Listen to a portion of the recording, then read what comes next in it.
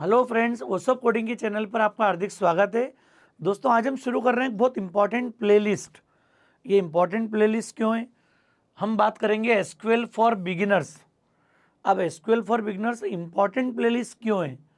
क्योंकि नॉर्मली जब हम अपनी कोडिंग जर्नी शुरू करते हैं तो किसी एक लैंग्वेज के साथ हम अपनी शुरुआत करते हैं। हो सकता है वो सी हो, सी प्लस प्लस हो, जावा हो, पाइथन हो, जावा स्क्रिप्ट हो, या फिर हम जब करियर डेवलपमेंट की बात करते हैं तो हो सकता है आपके माइंड में विंडो बेस्ड एप्लीकेशन में काम करने का प्लान हो, वेब बेस्ड एप्लीकेशंस में हो, मोबाइल एप्लीकेशन में हो, या फिर हो सकता है डेटा एनालिसिस या डेटा साइंस के किसी ट्रैक पर आपको मूव करना हो। दोस्तों, हर एरिया में जो भी स्पेसिफाइड आपका टारगेट होगा, जिस टेक्नोलॉजी के साथ भी आप आगे बढ़ रहे हैं, एक चीज़ बड़ी कॉमन है इन सबके साथ में, दैट इज़ डेटाबेस। डेटाबेस को यूज़ करे बिना हम किसी भी टेक्नोलॉजी में सॉफ्टवेयर डेवलपमेंट या एप्लीकेशन डेवलपमेंट नहीं कर पाते। तो जब मैं एज ए सॉफ्टवेयर डेवलपर आगे बढ़ता हूँ अपनी जर्नी में, आप इस इम्पोर्टेंस को समझेंगे। करिकुलम में भी आपके एसक्यूएल डेटाबेस के कॉन्सेप्ट होते हैं।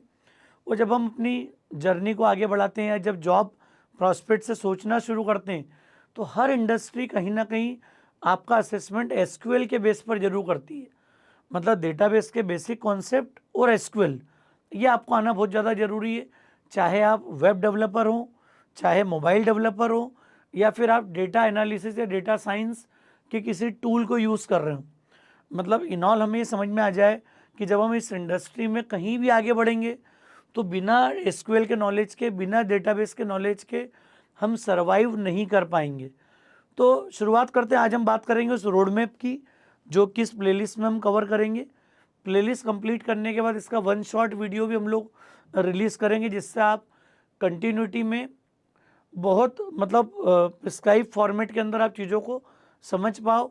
कई बार वो स्पेसिफिक कॉन्सेप्ट भी यहाँ पर पढ़ेंगे जो नॉर्मली हम किसी प्लेलिस्ट में आगे बढ़ते हैं तो कुछ ज़रूरी बातें स्किप्ड हो जाती हैं और बहुत ऊपरी ऊपरी बातें होती हैं। तो ओसो कोडिंग में आपको जो अभी तक जो आपका एक्सपीरियंस रहा है कि हम हर चीज़ को डेप्थ में जाके कवर करते हैं, और सिर्फ एक फॉर्मेलिटी नहीं है टीचिंग जो है, या जो टॉपिक कवरिंग है वो सिर्फ फॉर्मेलिटी नहीं है, आपको उसकी डेप्थ मिलेगी यहाँ पर।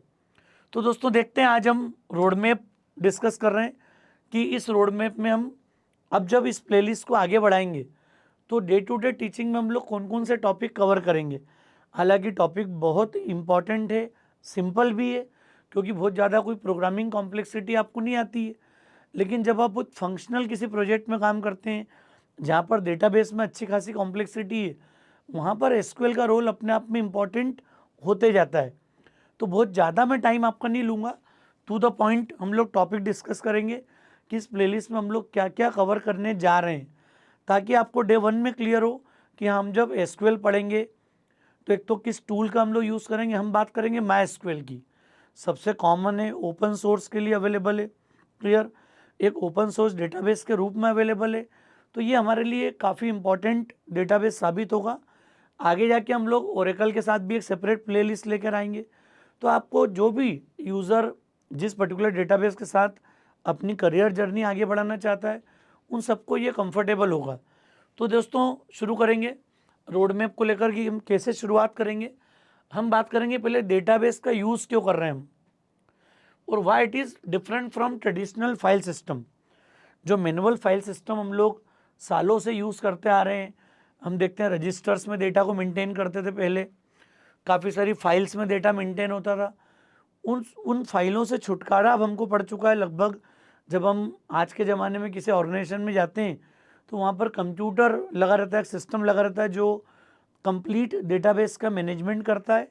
क्लियर, आपको जितनी भी रिपोर्ट्स की नीड होती है, जितना डेटा को प्रोसेस करना होता है, सारा काम हम सॉफ्टवेयर के थ्रू करना पसंद करते हैं। तो हम शुरुआत इसी से करेंगे कि डेटाबेस की नीड क्या है and why it is different from traditional file system. बड़ी इंपॉर्टेंट बात है, इसी से हम थोड़ी क्लैरिटी गेन कर पाएंगे।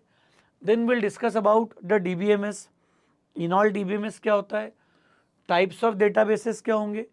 जब कंक्लूजन ड्रॉ करते हैं देन वी फाइंड कि रिलेशनल डेटाबेस सबसे बेस्ट अप्रोच है। आजकल एक नया डेटाबेस और मिलेगा आपको, that is no SQL database, जैसे हम जिसको बोलते हैं डॉक्यूमेंट डेटाबेस। उस बारे में भी हम लोग यहाँ पर बात करेंगे कि रिलेशनल डेटाबेस मतलब एसक्यूएल डेटाबेस, और नो एसक्यूएल डेटाबेस के अंदर क्या डिफरेंस है, ये भी हम लोग कवर करेंगे यहाँ पर। देन हम डिस्कस करेंगे introduction to my SQL. My SQL as a product क्या है, उसकी हिस्ट्री क्या है, क्या उसके इंपॉर्टेंट फीचर्स है जो हम आगे जब प्रैक्टिकली कुछ करेंगे, शुरुआत करेंगे, तो इस सॉफ्टवेयर का हम लोग यूज़ करेंगे यहाँ पर। माई एसक्यूएल डेटाबेस सर्वर का हम यूज़ करेंगे यहाँ पर अपनी प्रोग्रामिंग जर्नी में, अपने सॉफ्टवेयर डेवलपमेंट की जर्नी में। तो दोस्तों इसको पहले हम डिस्कस करेंगे, फिर बात करेंगे, क्योंकि जब हम डे टू डे में काम करेंगे तो हमें एक सॉफ्टवेयर की नीड होगी, माई एसक्यूएल के एक्चुअल डेटाबेस की आपको नीड होगी। तो फिर हम इंस्टॉलेशन कॉन्फ़िगरेशन की बात करेंगे माई एसक्यूएल की, इसके क्लाइंट वर्जन की बात भी करेंगे, वर्कबेंच को हम कैसे यूज़ करते हैं, या फिर अगर मुझे कमांड लाइन से डेटाबेस को एग्जीक्यूट करना है तो भी कैसे करेंगे। हम कोशिश करेंगे इसी सीरीज़ में, इसी प्लेलिस्ट में, कभी हम कमांड लाइन पे भी काम करें, कभी हम वर्कबेंच का क्लाइंट का भी यूज़ करें। उसका फ़ायदा ये होगा कि आप ट्यून हो जाओगे हर तरह के सिस्टम को लेकर। अगर आपको कमांड लाइन से कोड लिखना है तो भी आप कंफर्टेबल होंगे, और अगर आप वर्कबेंच का यूज़ कर रहे हैं या कोई सॉफ्टवेयर डेवलपमेंट करते हैं तो बार बार आपको फिर से एसक्यूएल प्रोसेस नहीं करना पड़े, तो हम लोग वर्कबेंच का भी यूज़ करेंगे यहाँ पर। तो मिक्स फॉर्म में हम लोग यूज़ करेंगे, कमांड लाइन भी और वर्कबेंच भी। फिर हम बात करेंगे डेटाबेस के स्ट्रक्चर की, कैसे हम डेटाबेस क्रिएट करते हैं, ड्रॉप करते हैं, क्लियर टेबल्स का कॉन्सेप्ट क्या होता है, स्कीमा क्या होता है, कौन कौन से popular data type SQL support करती है। अरे जैसे आप बाकी लैंग्वेज पढ़ते हैं, सी, सी प्लस प्लस, जावा, हम वैसा एसक्यूएल को लैंग्वेज नहीं बोलते, लिखते हैं स्ट्रक्चर्ड क्वेरी लैंग्वेज। लेकिन स्ट्रक्चर्ड क्वेरी लैंग्वेज से मतलब क्या हो गया, स्ट्रक्चर्ड क्वेरी लैंग्वेज ये रूटीन प्रोग्रामिंग जैसी लैंग्वेज नहीं है, जहाँ आप सी, सी प्लस प्लस, जावा, पाइथन में जब आप कोड लिखते हो वैसी वाली अप्रोच नहीं है। वो भी आएगी इसमें आगे जब हम बात करेंगे पीएल एसक्यूएल की, क्लियर प्रोग्रामिंग लैंग्वेज एसक्यूएल, या प्रोसीजरल एसक्यूएल जिसको बोल सकते हैं अपन। तो जैसा उन लैंग्वेज में डेटा टाइप पढ़ते थे आप, वैसा डेटा टाइप आप यहाँ भी स्टडी करोगे। एसक्यूएल के डेटा टाइप को लेके अंडरस्टैंडिंग डेवलप करेंगे हम, ताकि जब कोई टेबल बनाए तो हम हर कॉलम को स्पेसिफिक टाइप का रख पाएंगे based on our need, clear need के हिसाब से कर पाएंगे। फिर हम बात करेंगे कि एसक्यूएल कमांड्स का कैटेगराइजेशन क्या है। जब एसक्यूएल को एज ए लैंग्वेज हम यूज़ करेंगे किसी भी डेटाबेस से इंटरेक्शन के लिए, अरे आपको डेटाबेस से कुछ फैच करना है, कुछ क्वेरीज आप फायर करेंगे, कुछ डेटा को प्रोसेस करेंगे, तो आपको डिफरेंट कैटेगरीज के कमांड्स को यूज़ करना पड़ेगा। उन कमांड्स को हम बोलते हैं DDL, data definition language, data manipulation language, data control language और ट्रांजैक्शन कंट्रोल लैंग्वेज। तो ये बहुत कॉमन है, बहुत समय से पॉपुलर है, शुरुआत से जब से डेटाबेस के कॉन्सेप्ट काम कर रहे हैं, जब से ये चार जो कंपोनेंट है एसक्यूएल के, चार कैटेगरी के कमांड्स आप रूटीन में यूज़ करोगे। टेबल स्ट्रक्चर से रिलेटेड सारे डीडीएल, टेबल डेटा मैनिपुलेट करना हो मतलब इंसर्ट, डिलीट, अपडेट करना हो, सिलेक्ट करना हो तो डीएमएल, हालांकि सिलेक्ट को आजकल डीक्यूएल भी बोलते हैं, डेटा क्वेरी लैंग्वेज, और मेजॉरिटी ऑफ केसेस में हम उसको डीएमएल का पार्ट मानते हैं। DCL that is data control language, then transaction control language. जब आप बड़े डेटाबेस पे काम कर रहे हो, कई बार फ्रिक्वेंटली आप डेटाबेस में इंसर्ट, डिलीट, अपडेट कुछ करते हो, तो आप चाहते हो कमांड्स को परमानेंटली डेटाबेस में सेव करना है, नहीं करना है, ये सब डिसीजन हम लेंगे यहाँ पर टीसीएल के अंदर। फिर हम बात करेंगे यहाँ पर इसके बाद डेटाबेस क्रिएट करना, टेबल्स क्रिएट करना, क्लियर, जिसमें क्रिएट और ड्रॉप कमांड की बात करेंगे अपन। Create database command, drop database command, create table command, drop database command. तो ये क्रिएट टेबल की कैटेगरी में आते हैं, डीडीएल की कैटेगरी में। इनको पहले डिस्कस करेंगे हम। जैसे ही टेबल स्ट्रक्चर वगैरह आप क्रिएट करोगे, हम बात करेंगे इंसर्शन ऑपरेशन की। इंसर्ट के साथ मैं बीच में सिलेक्ट भी यूज़ करूँगा। सिलेक्ट के साथ where clause, we can filter our data. जब मुझे डेटा रिट्राइव करना होगा तो मैं फ्रिक्वेंटली अलग अलग क्वेरीज अप्लाई कर पाऊँगा, और वेयर क्लॉज के साथ मैं रोज़ को फिल्टर कर पाऊँगा। तो मैं चाहता हूँ कि जब 1000 या 10,000 रिकॉर्ड्स हैं और मैं चाह रहा हूँ फैच करके मुझे 10-15 रिकॉर्ड्स मिल जाएँ, तो वेयर क्लॉज यहाँ पर एक बड़ा रोल प्ले करेगा, जो एक बड़े टेबल स्ट्रक्चर के साथ में रोज़ को फिल्टर करेगा, रिकॉर्ड्स को फिल्टर करेगा। इसके साथ ही जब हम इंसर्ट सिलेक्ट की बात कर लेंगे तो हम बात करेंगे डिलीट अपडेट कमांड की, ताकि हम डेटाबेस में डिलीशन ऑपरेशन परफॉर्म कर पाएँ, अपडेशन ऑपरेशन परफॉर्म कर पाएँ। ये तीनों बहुत सिंपल है। सिंपल इसलिए एक दो बार आप क्वेरीज फायर करोगे, क्वेरी एग्जीक्यूट करोगे तो आपको कॉन्फिडेंस आ जाएगा, इसके सिंटेक्स को लेकर डिफिकल्टी नहीं आएगी। दोस्तों बहुत आसान टॉपिक है ये, पर उतना इम्पॉर्टेंट भी है। हर कंपनी आपसे ऑब्जेक्ट ओरिएंटेड मतलब ऊप्स और डेटाबेस ये 100% इंटरव्यू पूछेगी। भले अगले 5 to 7 ईयर्स तक जब जब आप जॉब स्विच करोगे, ये दो टॉपिक ऊप्स के कॉन्सेप्ट और डेटाबेस एसक्यूएल ये आपसे हमेशा पूछा जाएगा। क्लियर, प्रैक्टिकली हमें इस पर कमांड करना जरूरी है। क्लियर, तो ये हमारे बेसिक कॉन्सेप्ट होगा जब हम insert delete update select where इनकी बात करेंगे। फिर हम थोड़ा सा जब गो थ्रू कर लेंगे और थोड़ी क्लैरिटी आपको हो जाएगी कि बेसिक लेवल पे इंसर्ट डिलीट अपडेट क्वेरी में कैसे एग्जीक्यूट करता हूँ, सिलेक्ट क्वेरी को वेयर क्लॉज के साथ कैसे चलाता हूँ, तो हम थोड़ा सा एडवांस थॉट प्रोसेस डेवलप करेंगे and will do the keys and constants. Constant अगर पढ़ना है मुझे, इसका मतलब क्या हो गया, हमें प्राइमरी की, फॉरेन की, यूनिक की, इसके अलावा भी हम कंस्टेंट की बात करेंगे, check, default, clear, not null, ऐसे कई कंस्टेंट होंगे जिनको हम डिस्कस करेंगे कि टेबल लेवल कंस्टेंट क्या होते हैं, कॉलम लेवल कंस्टेंट क्या होते हैं। कई बार पढ़ा तो दिया जाता लेकिन कोई बताता नहीं डिफरेंस आपको, कि जब कहीं पूछा जाएगा तो आपको क्या रिप्लाई करना है उस केस में। तो सारे कंस्टेंट, सारी कीज़ हम लोग यहाँ पर डिस्कस करेंगे। क्लियर, कंस्टेंट मतलब रूल्स एंड रेगुलेशन। जब आपको टेबल स्ट्रक्चर क्रिएट करते हो तो you can apply certain number of rules, कि इन रूल्स के करस्पॉन्डिंग हम यहाँ पर डेटा को इंसर्ट कर पाएंगे, अपडेट कर पाएंगे या डिलीट कर पाएंगे। क्लियर, तो ये कंस्टेंट का रोल है। प्रैक्टिकली हम लोग चेक करेंगे कि प्राइमरी की, फॉरेन की का क्या रोल है, क्या इंसर्शन डिलीशन में कब रेस्ट्रिक्शन लगता है, कब मुझे प्रॉब्लम्स फेस करना पड़ती है। ये सारी बातें हम लोग सामने टेबल डेटा रख के डिस्कस करेंगे। क्लियर, तो ये होगा। फिर हम कुछ ऑपरेटर की बात करेंगे जब सिलेक्ट क्वेरी को फर्दर प्रोसेस करना हो, वेयर क्लॉज के साथ और आगे हमें बढ़ना होगा, तो हम बात करेंगे बिटवीन, रेंज के लिए, एंड और नॉट, लॉजिकली अगर मुझे कंडीशंस को क्लब करना हो फिल्टर क्राइटेरिया के लिए, दो कंडीशन को लॉजिकल और से या एंड से कनेक्ट करने की आपकी इच्छा हो। इन कमांड होगा जब मल्टीपल और क्वेरीज होंगी, we can replace them with the in command. Order by और लाइक, इनका भी हम लोग यूज़ करेंगे डेटा को पैटर्न मैचिंग के लिए, लाइक। क्लियर, हालांकि इसके लिए हम लोग आगे रेगुलर एक्सप्रेशन भी पढ़ेंगे। Clear, REG EXP regular expression भी लगभग लाइक जैसा ही आपको रिजल्ट प्रोवाइड करेगा, खासकर जब पैटर्न मैचिंग की आप क्वेरीज को एग्जीक्यूट करते हो।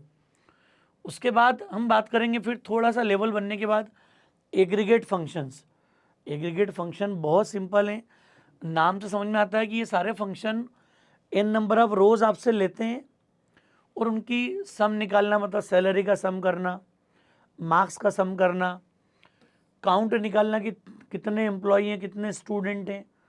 क्लियर, कितने कस्टमर्स हैं मेरे पास लिस्ट में, एवरेज निकालना, मिनिमम निकालना, मैक्सिमम निकालना। ये रूटीन एग्रीगेट फंक्शन है, सिंपल फंक्शन, ये बड़े कॉमन है, बड़ा आसान है। ये n नंबर ऑफ रोज आपसे लेंगे and they will summarize the result as one value. Clear, चाहे वो सम हो, काउंट हो, मीन हो, मैक्स हो, they always return one value. Clear, अब ये n वैल्यू को लेंगे और एक वैल्यू रिटर्न करेंगे, तो इसके बेसिस पर कुछ एडवांस एसक्यूएल कमांड्स और एग्जीक्यूट होंगे। कई बार स्टूडेंट को इसी में ज़्यादा कन्फ्यूज़न आता है।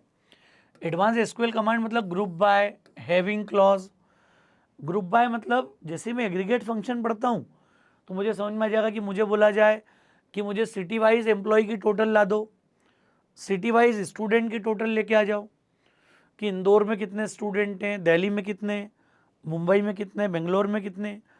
तो student count, employee count, customer count निकालना हो किसी कंपनी को कि हमें रिस्पांस कहाँ से ज़्यादा मिल रहा है, तो ये हम लोग क्वेरी के साथ फैच करके रिजल्ट निकाल सकते हैं। ग्रुप बाय और हैविंग, तो ग्रुप बाय मतलब ये हमेशा एग्रीगेट फंक्शन के साथ यूज़ होगा, और हैविंग मतलब कंडीशन ऑन ग्रुप। अगर मैं ग्रुप के ऊपर कंडीशन अप्लाई करूँगा तो उसी को हम बोलते हैं हैविंग। तो हैविंग और वेयर में बड़ा इंपॉर्टेंट डिफरेंस है। वेयर नॉर्मल कंडीशन को फिल्टर करता है, जबकि हैविंग ग्रुप बाय पर कंडीशन अप्लाई करता है। इसलिए हम लिखते हैं कंडीशन ऑन ग्रुप, इस पर लिख सकते हो आप जाके, डिटेल बात करेंगे इस बारे में हम। देन हम डिस्कस करेंगे नेस्टेड क्वेरीज और जॉइंस। कब? जब एक टेबल के साथ आप सब कुछ वर्कआउट कर चुके हो, सारे तरीकों से डेटा को प्रोसेस कर चुके हो, तो फिर हम बात करेंगे यहाँ पर 2 या 3 टेबल से मुझे डेटा प्रोसेस करना हो, इन टेबल से मुझे डेटा प्रोसेस करना हो तो कैसे करेंगे। तो पहला तरीका होता है एक आसान तरीका कि नेस्टेड क्वेरी या सब क्वेरीज लगाते हैं अपन। नेस्टेड क्वेरी को आप बोल सकते हो सब क्वेरीज। तो सब क्वेरी का मतलब क्या होगा, एक क्वेरी के अंदर दूसरी क्वेरी, दूसरी के अंदर तीसरी क्वेरी, मतलब पहले इनर मोस्ट क्वेरी एग्जीक्यूट होगी, फिर उसकी आउटर, फिर उसकी outer. This way we can execute nested queries. अब इसकी कंडीशन सिचुएशन को समझेंगे हम। फिर हम बात करेंगे जॉइंस की। जब मुझे 2, 3 या 4 टेबल से अगर डेटा प्रोसेस करना होगा तो हम लोग यूज़ करेंगे जॉइंस। जॉइंस हम लोग कई तरीक़ों से पढ़ेंगे। इनर जॉइन, जिसको नेचुरल जॉइन भी बोलते हैं, कई बार अपन अलग अलग प्रोडक्ट में थोड़ा थोड़ा चेंज टर्मिनोलॉजी में आ सकता है। मतलब RDBMS या ओरेकल यूज़ करो, MySQL यूज़ करो, क्लियर, आप SQL सर्वर यूज़ करो, पोस्टग्रे यूज़ करो, तो ये आपकी चॉइस है। अपनी चॉइस, अपनी नीड के हिसाब से थोड़ा थोड़ा सा SQL में माइनर सा चेंज आपको फील होगा। UI क्लाइंट लेवल के टूल होंगे तो थोड़ा सा आपको समझना रहेगा उसमें, पर हाँ मेजॉरिटी ऑफ केसेस में सिंटेक्स मैच होते हैं, क्राइटेरिया मैच होता है। एक SQL पढ़ ली, फिर कहीं कोई ज़्यादा इश्यूज़ नहीं आते हमें, क्लियर। हम बात करेंगे हमारे सिस्टम में MySQL की, जो हम पहले बता भी चुका हूँ आपको।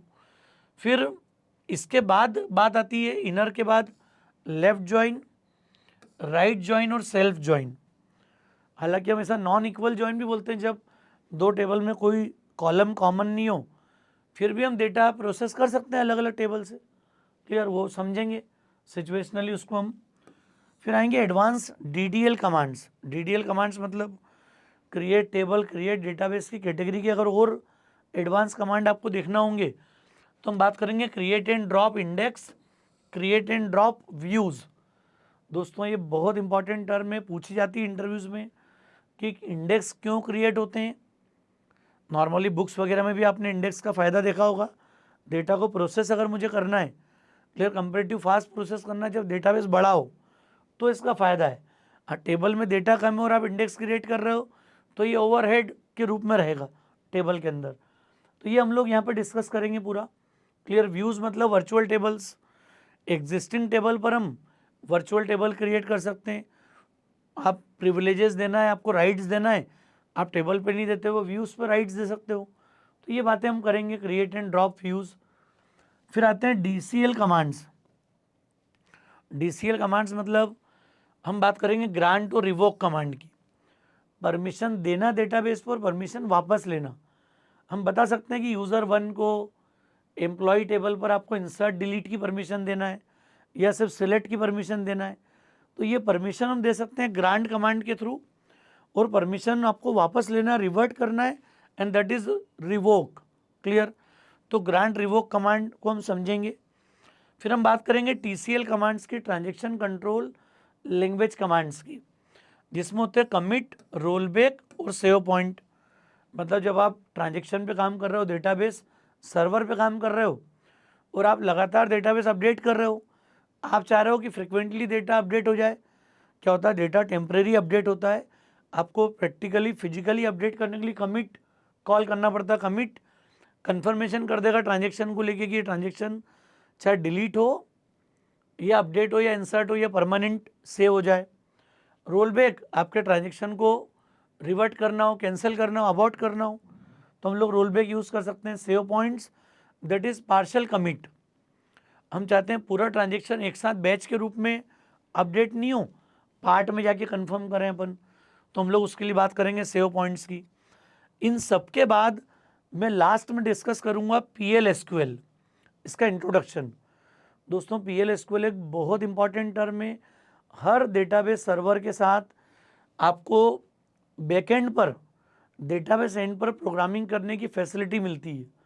अरे नॉर्मल SQL तो 1 कमांड एट ए टाइम एग्जीक्यूट कर रही है, क्लियर, आप इंडिविजुअल एक एक दो दो कमांड एग्जीक्यूट करते हो यहाँ पर। क्लियर, पीएल एसक्यूएल मतलब क्या, प्रोग्रामिंग कर सकते हैं पूरी अपन। यहाँ पर भी वेरिएबल्स होंगे, क्लियर, ईफेल्स होगा, लूप्स होंगे। अरे जो C++ का जो फील आता है वो सब कुछ यहाँ भी आ जाएगा प्रोग्रामिंग का। पर इसको एक तरीके से मानते हैं डेटाबेस लैंग्वेज। इसमें दो टर्म बड़े इंपॉर्टेंट होती है, स्टोर्ड फंक्शन और स्टोर्ड प्रोसीजर। अगर मैं किसी लैंग्वेज के थ्रू डेटाबेस में भी बैकएंड पे कुछ फंक्शन बना के रखना चाहता हूँ, कुछ प्रोसीजर बना के रखना चाहता हूँ, तो ये काम भी पीएल एसक्यूएल में कर सकते हैं। ट्रिगर्स, जिनको बोलते हैं डेटाबेस इवेंट्स। मैं चाहता हूँ कि इंसर्ट होने पर कोई एक्टिविटी हो जाए, डिलीट होने पर कोई एक्टिविटी हो जाए, तो जब कोई ट्रांजेक्शन हो तो आप ऐसी प्रोग्रामिंग कर पाओ कि बैकएंड में उस ट्रांजेक्शन से रिलेटेड कुछ एक्टिविटी हो, दैट इज़ इवेंट बेस्ड। और स्टोर्ड प्रोसीजर फंक्शन क्या होगा, वो एक्सप्लिसिट कॉल होंगे, जब नीड होगी जब उनको कॉल करेंगे हम। तो ये सब कुछ हम बात करेंगे पीएल एसक्यूएल के इंट्रोडक्शन में, ये भी मैं कवर करूँगा।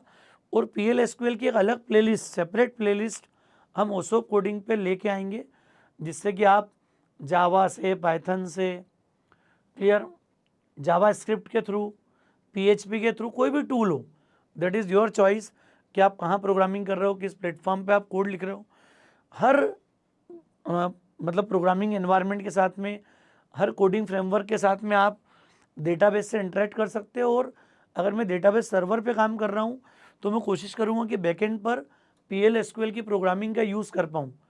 इसमें भी दोस्तों अपने आप में एक बड़ा करियर स्कोप है, वो मैं कभी सेपरेट लेक्चर में डिस्कस करूँगा कि कितना स्कोप है इसके साथ में। तो दोस्तों मुझे उम्मीद है आपको इन ऑल क्लैरिटी हुई होगी कि हम इस जब प्लेलिस्ट को स्टार्ट करने जा रहे हैं तो मैं क्या क्या टॉपिक कवर करूँगा। फ्रॉम स्क्रैच हम लोग सब कुछ शुरू करेंगे, सब कुछ प्रैक्टिकली यहाँ पर करेंगे। मतलब मैं कॉन्सेप्ट डिस्कस करूँगा, प्रैक्टिकल्स करूँगा, साथ में हम उसकी कोई एक्सरसाइज होगी, क्लियर, कोई एक्सरसाइज हम लोग कंसिड्रेशन में लेंगे कि कोई टास्क 1 दिया हुआ उसको आप सॉल्व करो प्रॉपर। तो हम क्वेश्चंस भी डिस्कस करेंगे और उनके सॉल्यूशन को भी डिस्कस करेंगे अलग अलग सिचुएशन के साथ में। और कोशिश करेंगे कि कहीं कॉम्प्लेक्स एसक्यूएल क्वेरीज को यहाँ पर सॉल्व कर पाए। क्लियर, जो बहुत पॉपुलर है, जो इंटरव्यू के लिए हॉट फेवरेट हैं, उनको भी हम लोग यहाँ पर लास्ट में जब समराइज़ करेंगे पूरी प्लेलिस्ट को तो कवर करेंगे। तो उम्मीद है मुझे दोस्तों कि आपको क्लैरिटी हुई होगी, अंडरस्टैंडिंग आई होगी कि एसक्यूएल में हम क्या कवर करने जा रहे हैं आगे। बहुत जल्दी प्लेलिस्ट के वीडियोस भी अपलोड होना स्टार्ट हो जाएंगे। तो दोस्तों लेक्चर ठीक लगा हो, कॉन्सेप्ट डिस्कस किया है, अपने फ्रेंड्स को आप ज़रूर अपडेट कीजिए, क्योंकि बहुत इंपॉर्टेंट प्लेलिस्ट है हर व्यक्ति के लिए जिसको करियर में कहीं ना कहीं प्रोजेक्ट लेवल पर, इंडस्ट्री लेवल पर मूव करना है और आईटी में किसी भी तरह के रोल में जॉब करना है, उनके लिए ये बहुत इंपॉर्टेंट है। तो दोस्तों फ्रेंड्स को ज़रूर शेयर कीजिएगा। ओसोप कोडिंग को अगर आपने सब्सक्राइब नहीं किया तो मेरा रिक्वेस्ट है चैनल को सब्सक्राइब जरूर करें। Thanks a lot.